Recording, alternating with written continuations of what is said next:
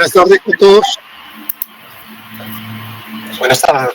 Buenas tardes.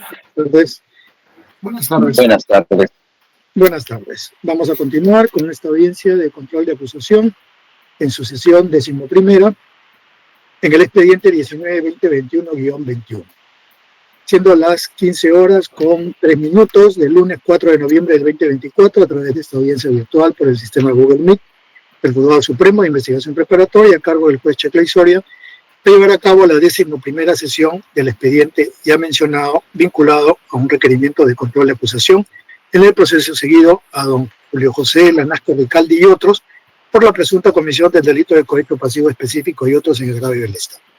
Esta audiencia además se está registrando en audio y video. Vamos a acreditar a los asistentes. Señora fiscal. Gracias, señor juez supremo. Buenas tardes con todos los presentes. Por el Ministerio Público, Berusca López Aragón, fiscal adjunto supremo de la Primera Fiscalía Suprema Transitoria, especializada en delitos cometidos por funcionarios públicos, con demás datos ya señalados en la sesión inicial de esta audiencia. Gracias. Gracias, doctora. Por la defensa de la Procuraduría Pública. Buenas tardes, señor magistrado. Buenas tardes con todos los presentes. En representación de la Procuraduría Especializada en Delitos de Corrupción, Berta Bengoa Barrera, con los demás datos ya señalados en sesión anterior. Gracias, señor magistrado. Gracias, doctora. Por la defensa, quien ejerce su autodefensa, señor Lanasca.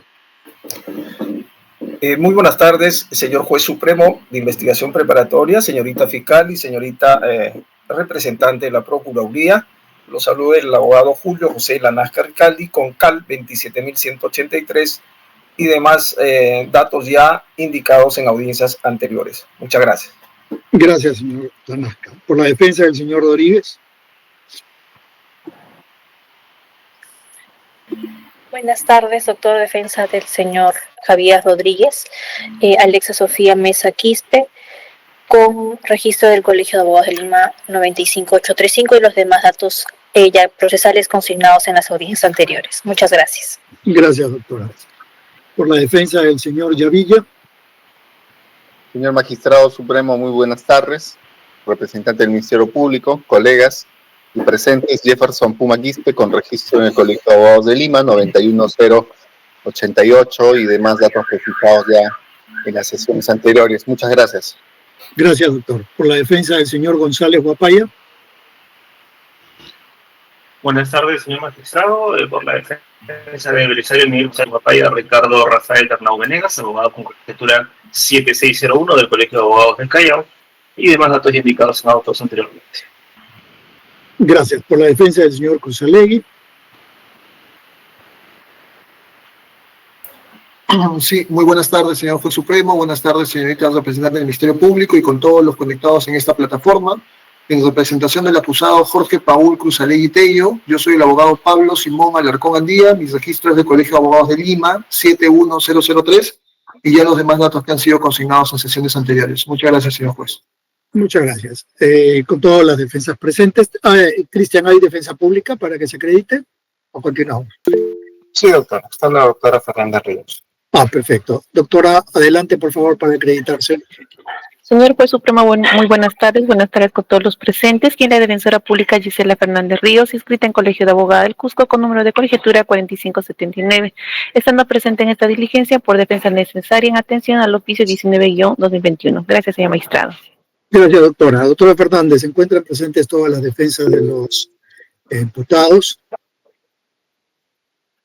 con lo que agradezco su asistencia. Sí, perdone un minutito. Dígame que han levantado la mano doctor Valderrama y doctor Hernández, ¿no?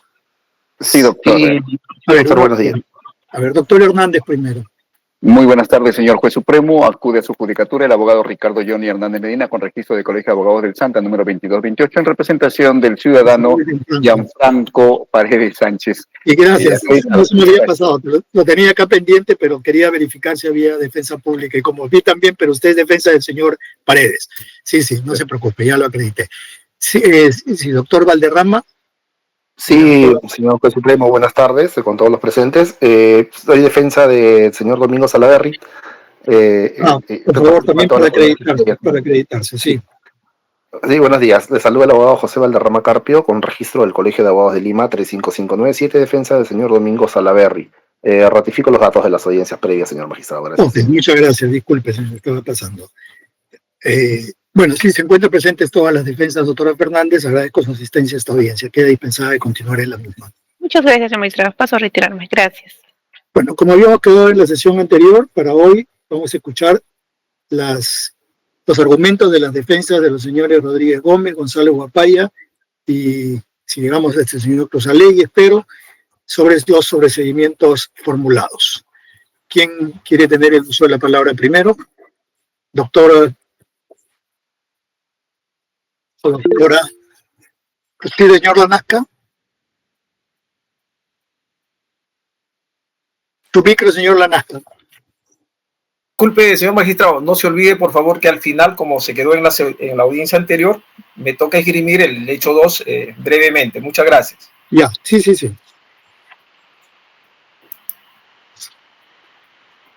Pues vamos a escucharlo a usted, señor Lanasca, por el hecho 2, pero le doy 10 minutos, 12 como máximo, ¿eh?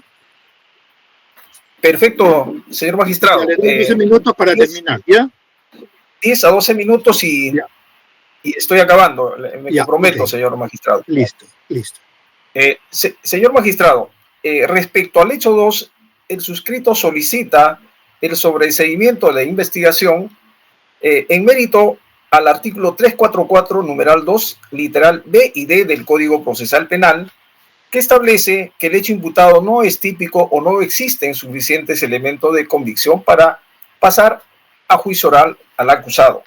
La imputación, señor magistrado, solo para recordar, es que el suscrito habría aceptado promesa de beneficio para mantenerme en el cargo de juez supernumerario a cambio de influir en la decisión de la emisión de la sentencia de fecha 29 de mayo del año 2017, en el cual estaba comprendido, entre otros, el señor Cruzalegui.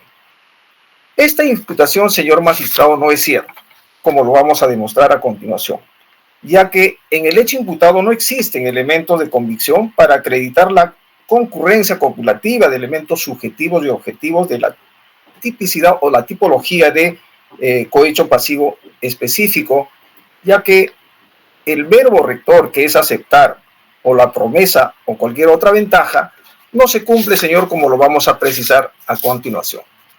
Siguiendo el orden de las circunstancias que ha calificado el Ministerio Público, hay una circunstancia precedente en la que se basa el Ministerio Público y son las comunicaciones entre el señor González Guapaya y el señor Ríos, que reposan en el informe 248-2019 de la DIVIAP. Estas comunicaciones, señor, datan desde el 7 de julio del año 2014. Entonces, si ello es así, y teniendo en cuenta que los hechos imputados habrían sido de enero a mayo de 2017, es muy subjetivo, señor, que estas llamadas podrían tener relación con el proceso o el expediente en materia de cuestionamiento. Muy subjetivo, señor. Respecto a otra circunstancia concomitante del Ministerio Público, nuevamente toca, señor, las comunicaciones del señor Guapaya con el señor Ríos, ¿no? Y lo mismo sucede acá, se hacen inferencias demasiadas subjetivas y demasiadas caprichosas que al final en nada vinculan, señor, estas comunicaciones que estas personas hubieran tenido. Más aún, si el señor González Guapaya, el 17 de noviembre de 2020, dice en su declaración que está en la carpeta fiscal que él se reunió con el señor Walter Ríos 10 a 12 veces luego que éste había dejado la presidencia de la Corte. Asimismo, señor magistrado, se debe tener en cuenta un aspecto importante. En la sentencia que se cuestiona, donde estaba comprendido el señor Cruzalegui, se absuelven a 2 personas y se condenan a 2 personas con penas suspendidas. Esta sentencia fue elevada y confirmada por la sala penal correspondiente, lo que significa, señor, que esta sentencia fue sujeto a derecho, fue bien motivada, y es por eso que la sala confirmó esta apelación. Eso es muestra, señor magistrado, que el suscrito en ningún momento obedeció orden del señor Ríos a cambio de cualquier trámite que se podría realizar en el juzgado correspondiente. Otro aspecto importante, señor magistrado, es lo siguiente. Cuando el señor Ríos dice en su declaración, y lo voy a leer textualmente, que cuando se retiró la Nazca, González Guapaya le comenta al doctor Ríos que la Nazca quería perjudicar, dice a Cruzalegui, porque habían sido rivales políticos. Eso es lo que dice textualmente el señor Ríos. Entonces, de su análisis se puede ver de que el señor Ríos desde ese momento ya trata de mentir y dice que yo ¿por qué tendría que perjudicarle? Más aún ese dicho, señor, queda desvirtuado con la constancia de estado de afiliación número 4689, donde certifica que el suscrito Julio Lanasca no está afiliado a ninguna organización política. Eso es lo que dice el Jurado Nacional de Elecciones. Es decir, una vez más nos damos cuenta que el señor Ríos miente frente a los hechos imputados, que no solo no ha sido corroborado, sino ha mentido. Otro aspecto importante que omite el representante del Ministerio Público es el informe 248-2019 de la DIAC, donde se informan registro de llamadas entre el señor González Huapaya y el señor Cruz Aligue del 4 de abril de 2014 al 25 de abril de 2018. Esas comunicaciones, señor, que están en el expediente, no registran ninguna llamada del 2 de diciembre de 2015 al 7 de julio de 2007 en la que presumiblemente se habría cometido los hechos imputados. Entonces, la pregunta es de qué manera se habrían comunicado estas personas para tener injerencia en el expediente en materia de cuestionamiento. No hay forma, señor magistrado. Otro aspecto que se debe tomar en cuenta, señor, es que el representante del Ministerio Público no dice nada respecto al modelo de sentencia que el suscrito señor presentó en la OMI y está en el expediente que el señor Ríos me entregó cuando me llama a su despacho. Si usted, señor magistrado, analiza esa copia de sentencia con la sentencia que yo emito, totalmente diferentes en la forma y en el fondo. ¿Eso qué prueba, señor? Que el suscrito jamás obedeció orden del señor Walter Ríos para la emisión de la sentencia cuestionada. Otro aspecto importante, señor magistrado, es cuando el colaborador dice respecto a este hecho que el señor Ríos le entregó a González Huapaya a través de la entonces asistente Natalia Campomanes una copia fotostática de una sentencia en la que estaba comprendido el señor Odar Cabrejos, que era una excepción de improcedencia de acción. Esta imputación, señor, no solo no ha sido corroborada, sino ha sido desmentida por la señora Natalia Campomanes cuando declara, y su declaración está en el expediente, y le dice si usted entregó alguna copia al señor González Huapaya, dice sencillamente no, porque yo no formaba parte de la tercera sala. Es decir, una vez más, esta persona que declaró desmiente al colaborador eficaz tantas veces mencionadas. Otro aspecto, cuando el colaborador dice, el señor Lanasca interceptó en 2 oportunidades al señor Ríos. La primera oportunidad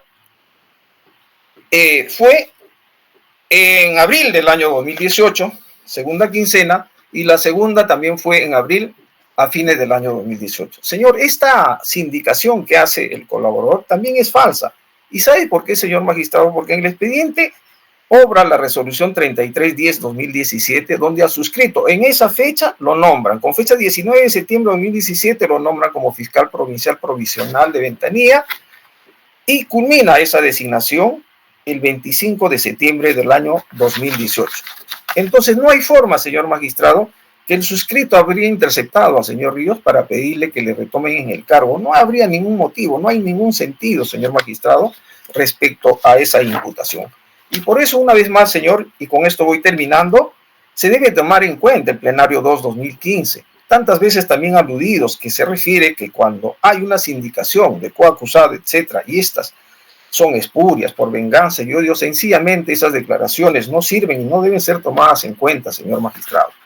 Y por ello es que la defensa solicita el sobreseimiento de la presente causa, porque en el hecho que es materia de sobreseimiento, no existe, señor, conducta típica, no hay imputación concreta, y nosotros sabemos, señor magistrado, que la acusación debe tener la garantía de determinación del hecho.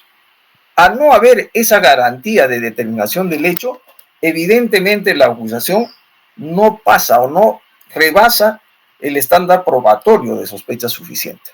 Sospecha suficiente, señor magistrado, que en audiencias anteriores también ya lo hemos referido en qué consiste.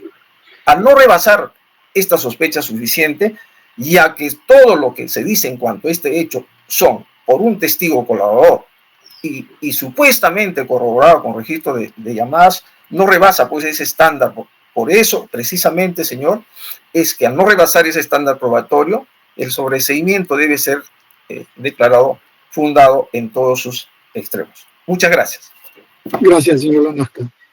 Ahora sí, ya terminamos con los argumentos del señor Lanasca. Vamos a escuchar a la defensa del señor Rodríguez.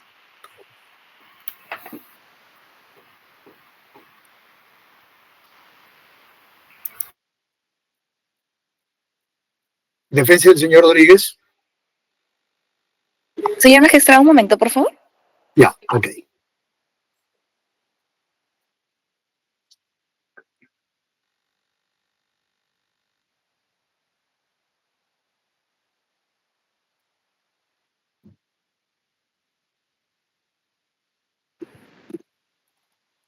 Doctor, buenas tardes. Doctor, Buenas tardes, doctor. Doctor, disculpe, en la audiencia anterior yo solicité la reprogramación de dicha audiencia. ¿Qué es lo que pasa? Ahorita yo soy de abogada interconsulta y el abogado principal estamos en la audiencia de Martín Vizcarra. Aparte de eso, tenemos otra audiencia también programada justo a esta hora, como es de conocimiento público. Ya, entonces voy a continuar con las defensas siguientes, a ver si se logran desocupar, si no ya como solución, ¿correcto? Entonces voy a continuar con la defensa del señor González Guapaya. Muchísimas gracias, doctor, mil disculpas. Doctor, buenas tardes. Sí, creo que es el doctor Hernao, ¿no? Hernao Venegas. Sí, doctor, cuando usted me indique, si me permite compartir una pequeña... ¿Tiene una presentación? ¿Quisiera compartirla? ¿Me permite?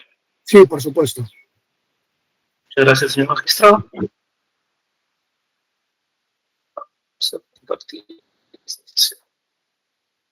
Adelante, doctor, ahí tiene. 15 minutos, ¿está bien? Si necesita más, me avisa, sí, por favor. ¿Está en pantalla la presentación? ¿Me confirma si la pueden ver? Sí, sí, se ve perfecto. Listo, señor magistrado. Nosotros vamos a ser bastante puntuales en nuestro requerimiento de análisis de la petición fiscal, y es que para nosotros esta petición debe ser rechazada y devuelta a la Fiscalía porque consideramos que no ha cumplido con los estándares mínimos que nuestra legislación y nuestra jurisprudencia exigen para una acusación, ¿sí?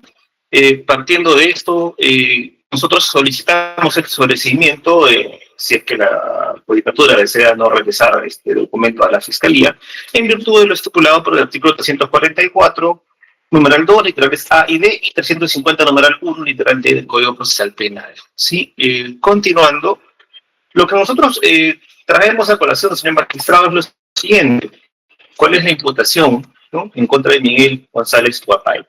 ¿Y por qué nos preguntamos esto? Porque la Fiscalía originalmente nos dice que estamos en un tráfico de influencias, en una modalidad de instigación para el patrocinado, pero luego complementa su requerimiento indicando que habría un cohecho. Claro, esto lo hacen ante la alerta que todos los abogados al unísono propusimos por escrito, y es que esta construcción original del tráfico de influencias no era tan sólida como aparentaba ser, al menos desde el punto de vista de la defensa, ¿sí?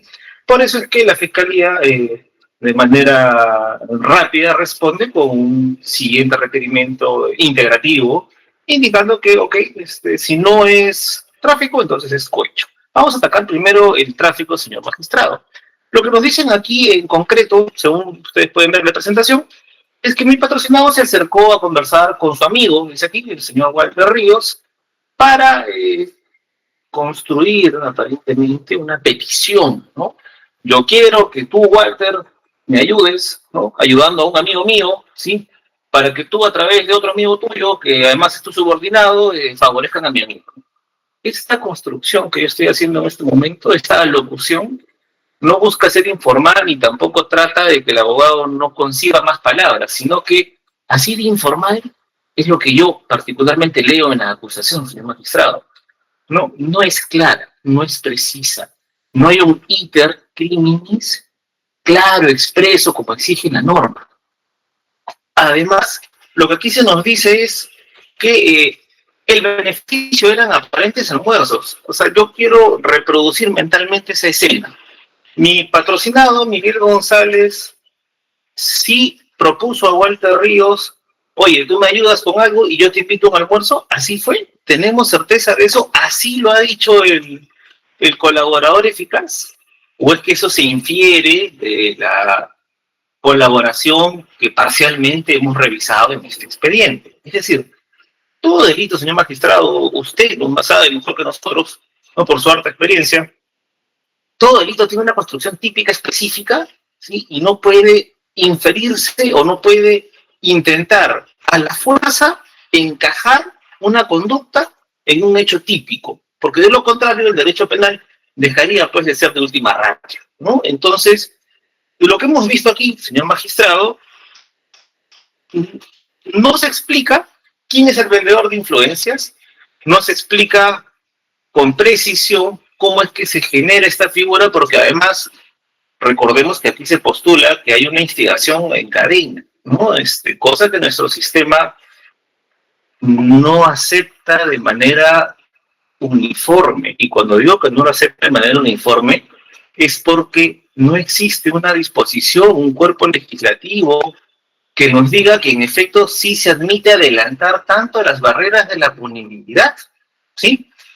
Nosotros decimos aquí, en este documento, que la Fiscalía está rebasando sus atribuciones, está adelantando su accionar a conductas que no necesariamente son típicas o que nuestro ordenamiento de manera legítima ha reconocido como delictivas. Es decir, se dice que la persona A, Pedro Cruzallegui, se habría favorecido por una conducta de Miguel González. Y no nos dice cuál es el link entre estas dos personas, ¿no?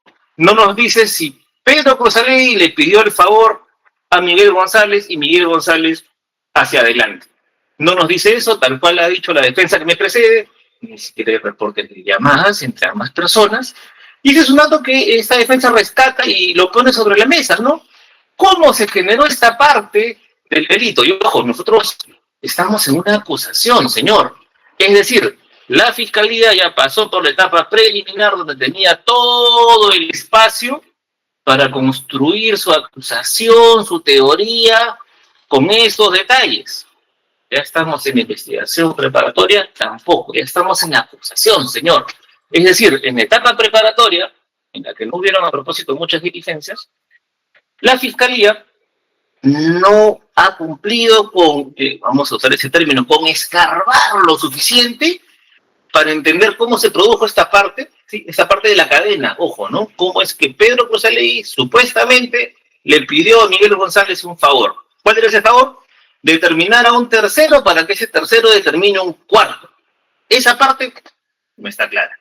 Yo no soy defensa de Pedro Cruzallegui, pero evidentemente esta parte de la nube, ¿no? De la nube de pensamiento fiscal es importante para la defensa que yo ejerzo. Porque si no tengo ese primer peldaño, ¿cómo puedo continuar en esta escalera que nos lleva a una acusación? No lo tengo, señor. No lo tengo y me preocupa porque sin ella yo no puedo continuar. Sin embargo, hacemos el esfuerzo porque la defensa no se puede detener. Y continuando con esto, señor magistrado, lo siguiente que nos toca es explicar aquí, a ver, ¿qué nos imputa la Fiscalía? Que Jorge Cruzallegui, nos dice acá, permítanme, Jorge Cruzallegui habría pedido un favor a Miguel González habría convencido a Walter Ríos, no nos explican, repito, cómo, se dice que el beneficio serían futuros almuerzos. Es decir, yo sé que se admite hoy en día elementos periféricos, yo sé que se construye, ¿no? De manera amplia una teoría fiscal porque evidentemente el delito no deja huella y nadie se va a grabar haciendo un ofrecimiento, ¿sí?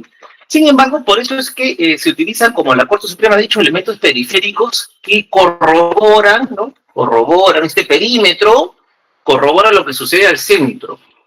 ¿Cuáles son esos elementos perimetrales, periféricos, que en nuestro caso corroborarían, darían solvencia, darían solidez a la teoría fiscal? Porque, ojo, solamente tenemos el dicho, ¿no? El dicho de una persona que sería colaborador eficaz y que evidentemente el colaborador eficaz tiene una finalidad, obtener un premio. Por eso colabora. Entonces, testis unus, testis nullus, una sola versión de una persona que tiene mucha información en la cabeza y que puede construir abundantes relatos, ¿será suficiente, señor magistrado, para que el aparato estatal de administración de justicia nos lleve hasta la escena en donde nos encontramos hoy? No se dice exactamente cómo se generó este ofrecimiento. Y yo particularmente, con mi corta trayectoria, podría decirle que no conozco hasta el día de hoy, señor magistrado, un caso de una persona infractora que diga, ok, yo cometí el delito y después veo cómo te cobro, cómo me beneficio. No conozco ese mundo ideal, señor magistrado, en el que un infractor deje en el aire, en suspenso, su aparente beneficio, ¿no? A cambio de hacer algo prohibido. No lo conozco, ¿no? Disculpen por mi corta experiencia, pero no lo conozco, señor magistrado. En consecuencia, no está claro quién es el vendedor de influencias, porque además Walter no ofreció las diligencias, según lo que dice la disposición fiscal, ¿no? Lo que dice es que se le buscó. Entonces, si se le buscó, en efecto estaríamos en un probable cohecho. ¿Por qué se investigó entonces tráfico de influencias desde el inicio? Me pregunto yo. En una investigación preparatoria que duró años, señor magistrado, ¿no? Años en los que además en la etapa preparatoria no se hizo mayor despliegue de investigación. Entonces, si se supone que era un tráfico, debió establecerse quién es el vendedor de influencias, quién es el interesado o comprador de la influencia, cuál fue el ofrecimiento, te voy a invitar a comer a dónde, a qué restaurante, con cuántas botellas de vino. Todo eso no lo estableció la fiscalía. Y qué raro, ¿no? Que no lo establezca si supuestamente el colaborador eficaz es la persona que dice que participó de estos eventos, ¿no? Raro que no tenga claro todo eso, o por lo menos raro que no se haya construido detalladamente esta etapa, este discurso, que es justamente lo que hoy venimos a controlar, señor magistrado.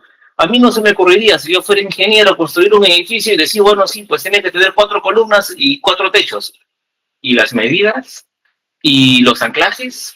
¿Los sótanos? ¿Las zapatas? Y todo lo que requiere ese edificio, ¿dónde está? Si yo soy justamente, como ingeniero y arquitecto, el encargado de hacer esta proyección, ¿no?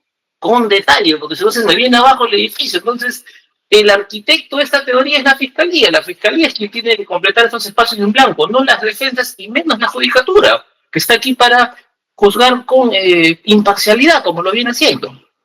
Continuando, señor magistrado, voy a acelerar un poco mi discurso, ¿no? ¿Cómo podemos interpretar la acusación de la fiscalía? ¿Sí?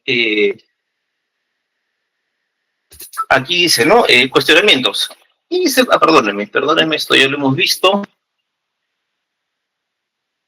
Teoría de imputación, señor magistrado. Miguel González Guapaya dice aquí que es instigador, ¿no? Es decir, mi patrocinado habría determinado a Walter Ríos a cometer otro delito. Pero aquí hay una cosa importante, señor magistrado. ¿A quién se determinó para cometer un delito? ¿A Walter o al señor Lanasca en la teoría fiscal? O más aún, de repente el que determinó a todos fue el señor Rosalí, ¿no? En cadena, como dicen. Esto, repito, no se establece, ¿no? Esta defensa no está ni señalando a otras personas, ni tampoco está defendiendo a otras personas. Lo que está reclamando esta defensa es que el argumento fiscal, en las más de 40 páginas que me parece tiene, no es claro. Repite una y otra vez, sin caer en lo que es sustancial, en señalar cómo se complementó la conducta de una persona con la de otra persona para llegar al resultado final, que es esta acusación, señor magistrado. Y aquí hay algo importante que tenemos que rescatar, señor magistrado, ¿no? Y es que la instigación ya es un adelantamiento de las barreras punitivas, ¿correcto? Yo determino un tercero. Pero lo que se está haciendo aquí, es decir, lo rescato una vez más, esta instigación se hace de una manera, vamos a decirlo así, similar a la que se postuló para la autoría inmediata en grandes organizaciones de poder, ¿no? Donde había una organización gigante, con elementos fungibles, donde nadie conocía etapas al mando superior, pero se sabía que hacia abajo en cadena se llegaba a un objetivo y se cumplía sin importar quién lo ejecutara. Existe, lo sabemos, ¿no? Se ha usado para condenar a personas en nuestro país. Pregunto, señor magistrado, La Fiscalía ha cumplido entonces con decirnos cómo se genera o cómo se organiza esta instigación en cadena, por lo menos, ya que la está trayendo a colación, ¿no? Si la queremos equiparar, como le digo, con la figura de la autoridad inmediata de grandes organizaciones de poder, donde no importaba hacia adelante quién lo hacía, pero alguien lo hacía y la noticia regresaba al autor de la idea. Aquí, ¿cómo sucedió esto? Pregunto, la defensa, los procesados, tenemos que adivinarlo y defendernos de una conclusión, producto de una adivinanza, ¿no? No quiero ser irrespetuoso, pero repito, nos están obligando a interpretar, a inferir, a concluir cuál es la teoría fiscal cuando esta debería ser clara, expresa, y cualquier persona podría leerla y entenderla fácilmente. Cosa que no hemos encontrado o advertido en este relato fiscal. Además, tenemos la casación 911-2018, señor magistrado, que nos dice pues que a nivel nacional no hay consenso en investigación en cadena porque, reitero, adelanta peligrosamente las barreras de la punibilidad y nos lleva a un escenario negativo que solo tiene una consecuencia, de la que el Perú ya está siendo víctima: la excesiva carga procesal. Se postula y se denuncia cualquier cosa. Derecho penal es de última ratio, señor, y usted, como le digo, es la persona que más preparada que todos los abogados aquí en esta audiencia, lo conoce porque lo vive en el Poder Judicial, porque se llevan al proceso judicial casos que no necesariamente deberían estar aquí, sobre todo porque ni siquiera se han terminado de construir, ¿no? Ahora vamos a pasar, señor magistrado, brevemente, yo sé que quedan 29 segundos, pero le pediría en todo caso algunos minutos más, no muchos. Le doy 2 minutos para que concluya. 2 minutos para que concluya. Muchas gracias, señor magistrado. La integración de la acusación. La Fiscalía acá nos dice, ok, si no es tráfico, es cohecho. Pregunto, señor magistrado, ¿son delitos afines? O sea, yo entiendo que a veces uno se desvincula porque son delitos complementarios o tienen comportamientos similares, pero estos son delitos excluyentes. O es tráfico o es cohecho, ¿no? Porque en el cohecho yo tengo bajo mi cargo las cosas. En cambio, en el tráfico yo determino a un tercero que tiene bajo su poder o dominio algo. Entonces, si estamos en delitos que son opuestos, no son complementarios, ¿cómo es que los traigo? Lo más importante, señor magistrado, ¿cómo es que me investigan en una investigación preparatoria por tráfico de influencias y no me dan el derecho a defenderme del cohecho, sino que lo traen recién en la acusación? ¿Qué pasó acá? ¿Dónde está el derecho de defensa, señor magistrado? Esto es algo que a nosotros nos pareció terrible porque nosotros solicitábamos que la acusación sea devuelta a la Fiscalía. Sin embargo, la Fiscalía, no conforme, lejos de repente corregir o complementar su requerimiento acerca de las observaciones de la defensa, postula una idea completamente distinta, sobre la que, repito, no se nos ha permitido defendernos.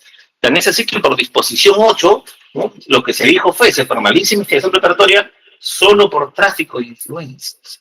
En consecuencia, señor magistrado, esta defensa lo que solicita una vez más a su despacho es que este requerimiento acusatorio ya no ni siquiera sea devuelto, sino sea retirado y se sobresea la causa,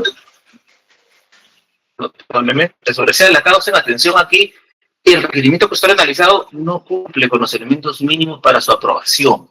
No determina, no precisa, no señala cuál es el itercrimen que ha seguido esta teoría en la que mi patrocinado habría recibido el pedido de alguien a quien ni siquiera será todavía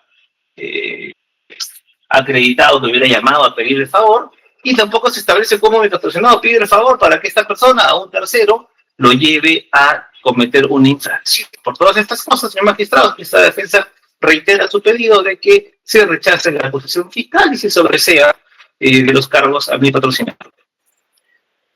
Gracias, doctor Hernán. Vamos a escuchar ahora a la defensa del señor Cruzalegui, por favor.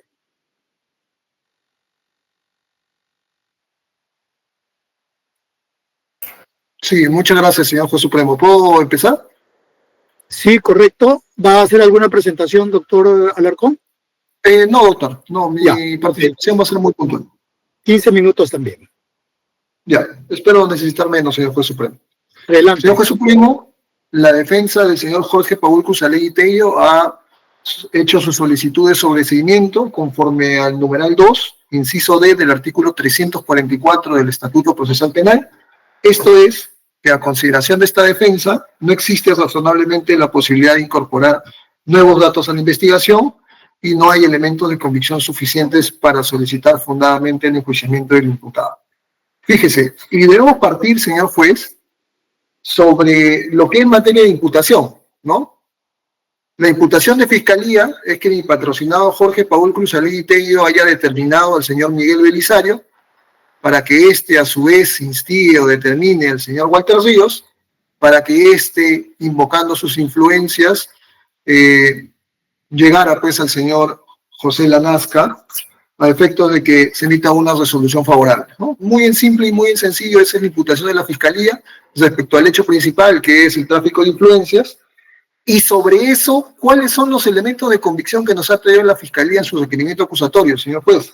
En la página 129 y 130 son los elementos de convicción de mi patrocinado.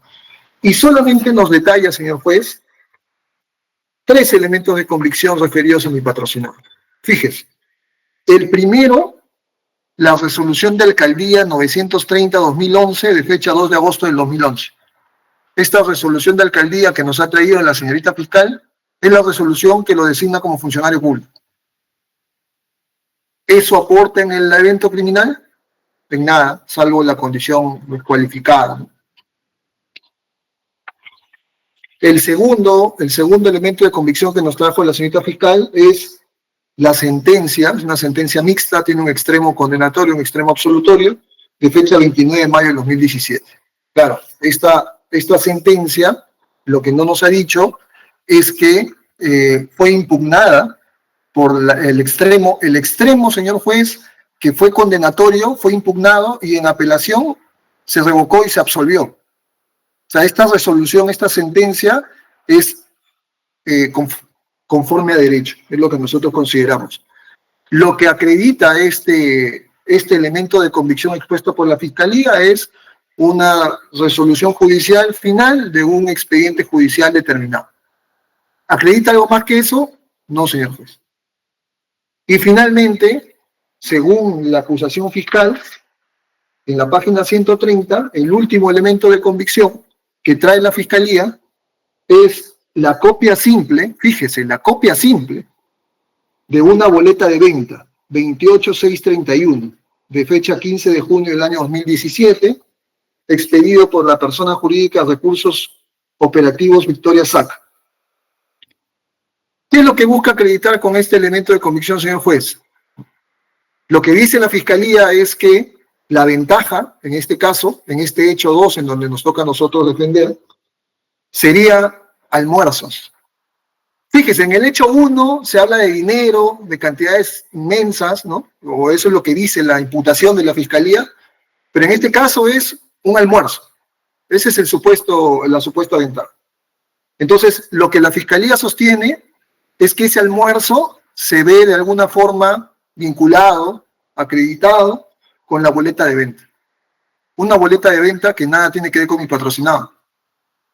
En nada acredita ello, señor juez. Es más, lo único que acredita esto es la existencia de un consumo ese día de una persona distinta a mi patrocinado. Nada tiene que ver mi patrocinado ahí. Y si supuestamente mi patrocinado ya habría tenido la sentencia absolutoria para entonces, y si supuestamente ya no tendría por qué tener la necesidad de que todo sea según la imputación de la Fiscalía que nosotros negamos a través del señor Miguel Belisario, ¿por qué la boleta no estaría a nombre de él si él supuestamente es el favorecido, ¿no? Según la Fiscalía? No, es una persona extraña, es una persona ajena, distinta a mi patrocinado. Muy bien. Nosotros consideramos, señor juez, que el Ministerio Público no cuenta con elementos de convicción suficientes para que puedan justificar que una persona sea enjuiciada y pueda ir a juicio. Y eso, señor magistrado, quiero resaltar que la Fiscalía también señala que en ese supuesto almuerzo, mi patrocinado, dice la Fiscalía en su imputación, le habría entregado una caja de vinos al señor Walter Ríos. Fíjese qué conveniente, después de mucho tiempo dice que se le entregó un vino. Sobre esa afirmación del señor, bueno, del señor aspirante a colaboración eficaz, porque de ahí nace la información, la Fiscalía nos ha traído algún dato. ¿Sobre eso hay alguna boleta? ¿Sobre eso hay alguna corroboración periférica? ¿Hay algún dato específico sobre ello? No, es su dicho. Dice, ese día me entregaron vinos.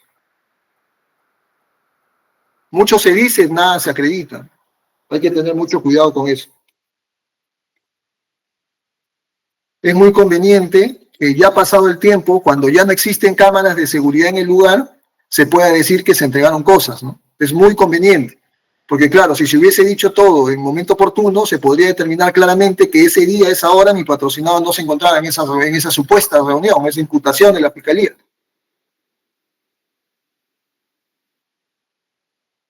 Ahora, señor juez, la Fiscalía ha descrito a lo largo del requerimiento acusatorio supuestas, comunicaciones entre el señor Belisario Miguel González Guapaya y mi patrocinado Jorge Paul Cruzalegui Peña. Dice comunicaciones, ¿no?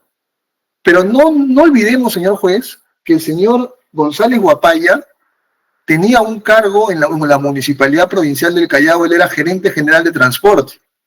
Y mi patrocinado era funcionario en la misma entidad, era gerente general de protección del medio ambiente.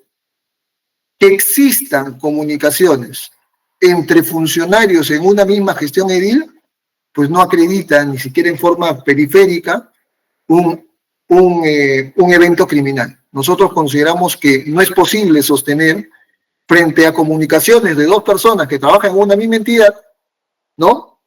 Que eso pueda ser pues analizado de forma indebida y delincuencial, ¿no? Eso no es posible sostener. Quiero resaltar, señor juez, que en todo este caso no existe una sola comunicación entre el señor Walter Benigno Ríos Montalvo y mi patrocinado. Una sola.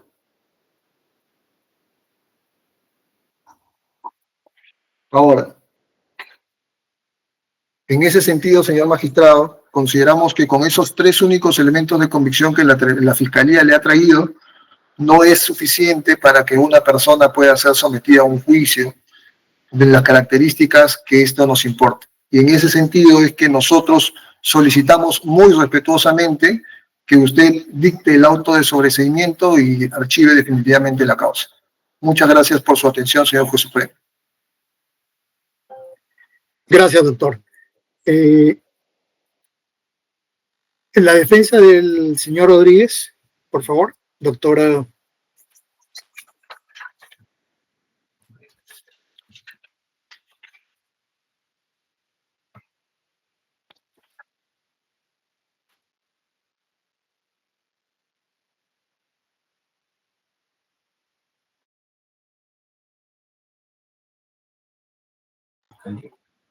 Y solo deja para la siguiente. Por favor, la defensa del señor Rodríguez, doctora.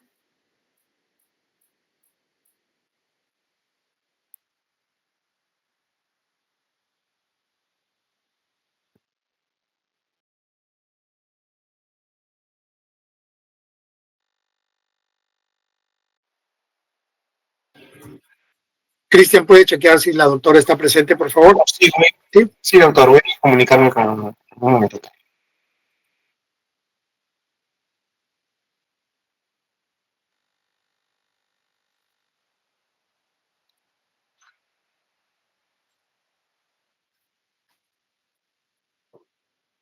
Doctora López.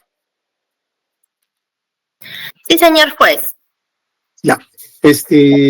A ver, hemos escuchado las 5 primeras, me parece que son 6, ¿no? Los sobreseguimientos, o 5. ¿5? Correcto. 5. Faltaría el señor Rodríguez, la defensa del señor Rodríguez. Así es. El abogado, creo que es el mismo abogado que está en la defensa del señor Vizcarro. Entonces, quiero ver cómo coordino o si usted prefiere ya ir avanzando con las réplicas y terminamos hoy réplicas y dúplicas, o usted prefiere esperar. No, prefiero esperar a que se acabe todo conforme se había programado, pero permítame, señor juez, decir lo siguiente. La sesión anterior ya el señor Rodríguez Gómez mostró una conducta de no estar en condiciones de sustentar el caso. Ahora volvemos a ver esa nueva situación, indicando que ha asumido la defensa de un procesado en otro proceso. Él ha asumido la defensa de ese procesado a sabiendas que estaba programada esta audiencia, ¿no? Entonces eso no puede suceder. A criterio del Ministerio Público tiene que exhortársele al abogado bajo apercibimiento de que asuma la defensa del acusado, un defensor público, si se vuelve a repetir esta situación, porque por causa... Es una defensa conjunta también, me parece, de estudio, ¿no? Creo que eso entendido también en un inicio. Claro, pero la abogada es interconsulta. Quien asume la intervención directa es el abogado que está ahorita en la audiencia que ha hecho alusión la abogada. Entonces... Es el doctor Sicha, me parece. Sicha, exactamente. Entonces... vamos a estar en esa situación de manera reiterada, ¿no? Y mejor sería prever ello y a efectos de no frustrar ya esta audiencia más tiempo, que se hagan los apercibimientos, sino que asuma la defensa el abogado de oficio, si no se van a poner de acuerdo entre los abogados que han asumido la defensa, ¿no? Ok, doctora. Señor magistrado, muy buenas tardes. Doctor Sicha, buenas tardes. ¿Está usted presente? Muy buenas tardes. Muy buenas tardes a la representante del Ministerio Público y a todos los presentes. Doctor, en principio quisiera pedirle la disculpa del caso. Mi colega, que también asume la defensa en este caso, el señor Javier Rodríguez, en la ocasión anterior, pidió por favor que se pueda programar esta fecha, porque esto ya lo teníamos programado con anterioridad, aproximadamente desde el 4 de julio del año 2024. No es una cuestión que ha salido de improviso, no es una cuestión de falta de respeto a su judicatura, a quien tenemos el mayor de nuestros respetos. Sin embargo, señor magistrado, le pediría que por esta única ocasión, que no va a volver a suceder, sino que tenemos una defensa interconsulta y justamente la interconsulta sirve de apoyo para un caso que ya ha estado programado, como reitero, desde el 4 de julio del año 2024. Con esa pequeña excusa, señor magistrado, yo le pediría que se pueda comprender por única y excepcional vez esta situación y se pueda programar nuestra exposición sobre el sobreseimiento para la siguiente sesión. Ahora he podido entrar porque justamente estamos en un receso porque se está admitiendo prueba nueva. Ok. A ver, ¿les parece entonces para el día miércoles 6 a las 2:30 de la tarde? Que es la única fecha que tengo libre. Señor juez, yo tengo una diligencia programada, y es de alta importancia. Tengo programado el 6 y el 8. ¿El jueves 7? ¿El jueves 7? El jueves 7 puede ser, sí.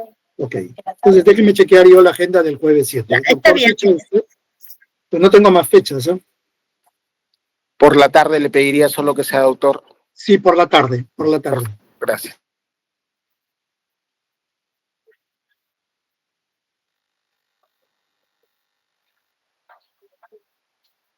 Me permite un momento que estoy coordinando con la agenda de audiencias para ver si el jueves 7 es la hora más propicia. Bien, gracias, señor juez.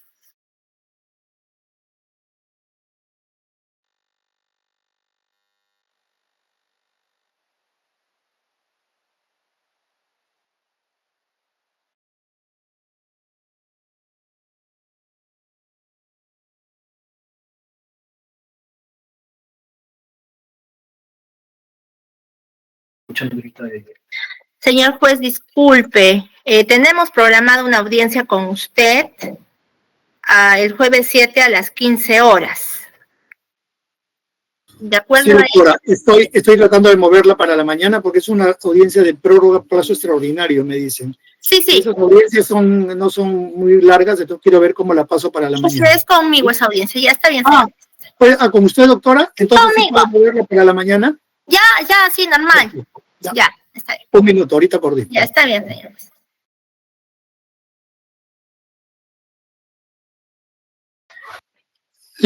Listo, señores. Entonces, doctor Sicha, programada para el jueves 7